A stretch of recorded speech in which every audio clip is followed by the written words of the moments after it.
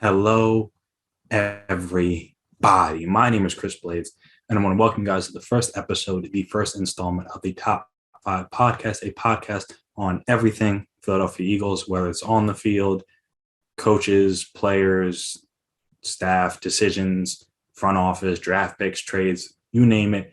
I will be here to discuss it with you guys. Any topic you want me to discuss, I will be here to talk about it. So I look forward to getting this started. I look forward to you guys hearing you guys' feedback on the first episode, seeing things I could work on, seeing things I could change, seeing things that I could discuss, that maybe seeing things you guys agree or disagree with me saying, because I'm just one person who likes the Eagles. Obviously, you guys out there watching this are also fans of the Eagles. Most of you, I imagine, will be fans of the Eagles. So you guys will have opinions and thoughts on things I say, some thoughts on your own. So I look forward to the back and forth with that. So basically how I want this to try to work is every week after the game. So usually not Sunday night. I'm recording this currently on Wednesday night, but usually either about Tuesday, Wednesday, depending on my work and how busy I am, things of that nature. I would try to come here and discuss the game with you, give my give a general overview, then again just some of my big takeaways. Hence the name Top 5. The top 5 will be the 5 biggest takeaways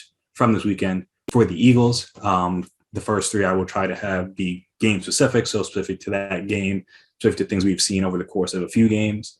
One of the 5 will be about the NFC East as a whole, just looking at where their standing is in the division, the other teams, other performances from the weekend, from division rivals, things of that nature. And one takeaway will be about the draft pick situation, because as you know, if you are a fan of the Eagles or you've been following the Eagles, you know that this is a very interesting year for them in terms of draft capital. They may be a team that has 3 first-round picks, which to my knowledge is pretty, not to my knowledge, but like in general is pretty unheard of. Like I said, you might have, most teams have 1, you might have 2. Like I know the Jets have 2. I believe the Giants have 2 as well. So teams have had 2 first-round picks in a draft before. But it's definitely very rare to have 3, and that is a situation the Eagles could find themselves in, assuming Carson Wentz is able to stay healthy enough, or they don't bench him, which we will get into a little bit later. I think that's actually a reality or not. If they don't bench him so that he hits the threshold, because I believe it's if they make the playoffs, he just needs to play 70% of the snaps. And if they don't make the playoffs, then he needs to play 75%, which would, at this current rate he's going, would come to around like the 13th game.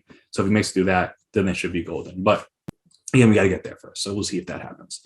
But yeah, so just touching on, obviously, as you know, they played the Chargers this past weekend. So just my general thoughts on the game to begin with, and we'll get into my big takeaway. So this is a game, obviously, again, they lost. It was a close game. They lost at the end on a field goal because the defense could not get off the field, which we will dive into deeper very shortly, because that has been a recurring issue for them, just not being able to get off the field when they need to get off the field, giving quarterbacks easy throwing lanes, very little pressure on the quarterback. This game specifically was one of their worst in terms of quarterback hits and pressures, just because like the only reason Justin Herbert's jersey wasn't clean is because he ran the ball a few times on his own. But like I said, they lost 27-24, and it's a game where this is the kind of loss that I would have expected them to have throughout the season. Like I said, if you've been following the Eagles, you know that their games haven't always been this close. I mean, they've been doing some good things in garbage time, if you will, to get games closer than maybe they were in the box score, and maybe where they were, like if you watch the whole, I guess, well, not closer than they were in the box score, closer than you were if they watched the game. Because you look at the box score, you're like, oh, okay, they didn't lose by that much. And, you know, some people had good stats or whatever, but you watch the whole game and you're like, it was not really, honestly, that close.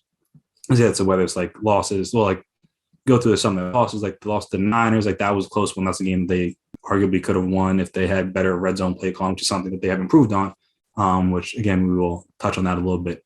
And once I get into my 5 takeaways, like the Cowboys game, they got smoked. It was never really that close.